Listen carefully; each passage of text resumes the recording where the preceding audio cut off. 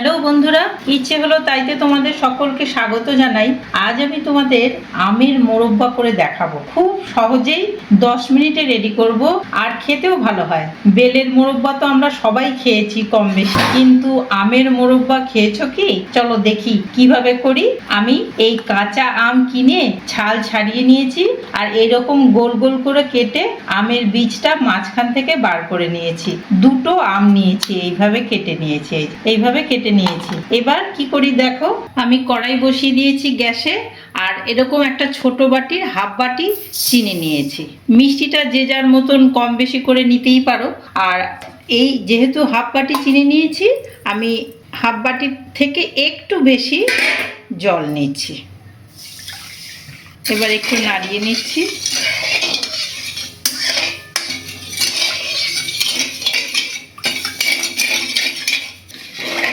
এটা যতক্ষণ না গলে যাচ্ছে একটু নাড়াতে হবে, যাতে নিচে না লেগে যায়।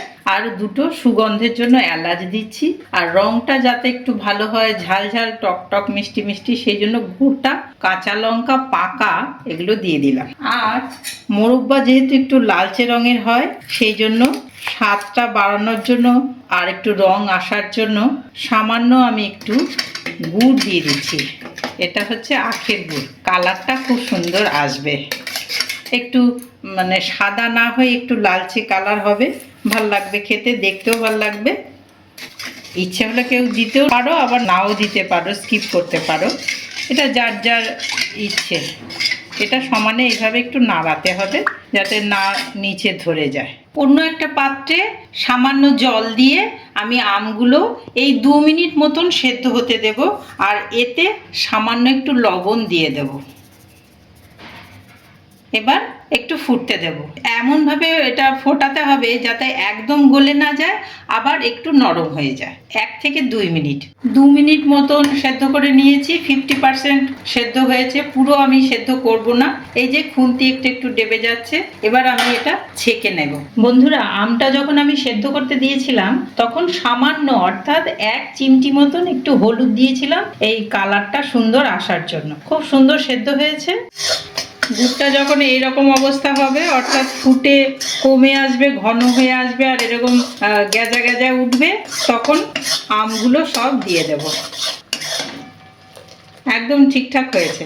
আর এর মধ্যে আর কোনো মশলা দেওয়ার দরকার নেই। আর প্রিজার্ভ করার জন্যে একটু ওই ছিলকা বলে অনেকে, আবার হোয়াইট ভিনিগার যেটা আমরা বলে থাকি, 1 ঢাকনা দিয়ে দিলাম।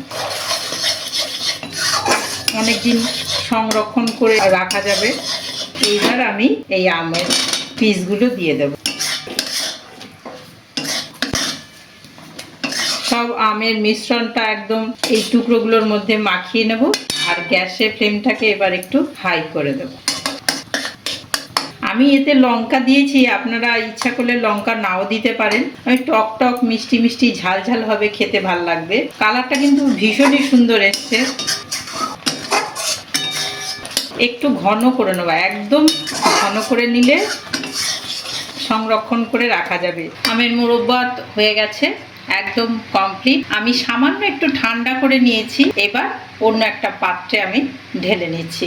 বন্ধুরা, তৈরি হয়ে গেল চটজলদি আমের মোরব্বা। এইভাবে করে খেয়ে দেখবেন, কথা দিচ্ছি ভালো লাগবেই লাগবে, অন্য রকম। আর কোনো মশলা নেই, মোরব্বা তো এমনি খেতে ভালোই লাগে, আর টক টক মিষ্টি মিষ্টি ঝাল ঝাল, এটা উপাদেয় তো বটেই। আপনারা গোটা ভিডিওটা এইভাবে আমার সাথে থেকে দেখলেন বলে অশেষ ধন্যবাদ জানাই। আর এইভাবেই সাথে থাকবেন, পাশে থাকবেন। কেমন লাগলো ভিডিওটা কমেন্টের মাধ্যমে জানাবেন। আর যারা নতুন বন্ধু হওনি, বন্ধু হয়ে সাথে থেকো, পাশে থেকো, সাবস্ক্রাইব করো। আর পুরনো বন্ধু, তোমাদের তো অসংখ্য ধন্যবাদ জানাই। আজকের মতন আসি তাহলে, টাটা।